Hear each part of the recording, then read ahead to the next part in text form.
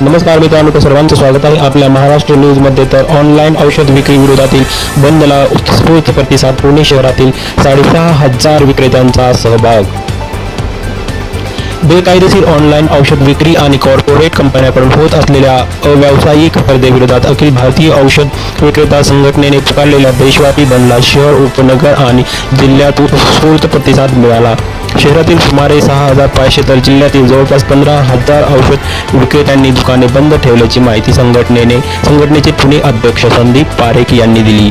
देशभरातील तब्बल 12.50 लाख औषध विक्रेत्यांनी या बंदमध्ये सहभाग घेतल्याचा दावाही यावेळी संघटनेकडून करण्यात आला। संघटनेच्या वतीने रास्तापेठ पॉवर हाऊस पासून जिल्हा अधिकारी कार्यालयापर्यंत मोर्चा काढण्यात आला।